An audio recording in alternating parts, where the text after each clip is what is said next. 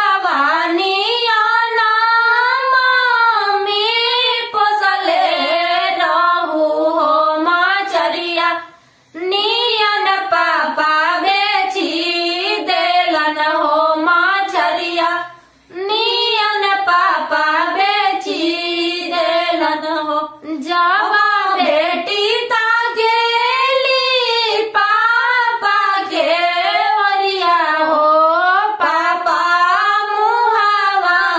फेरी लेलन हो पापा मुहावा फेरी लेलन हो अब कहता गेलू बेटी हमरा ओरिया हो खेतवा घरवा बेचवाई देलू हो खेतवा घरवा बेचवा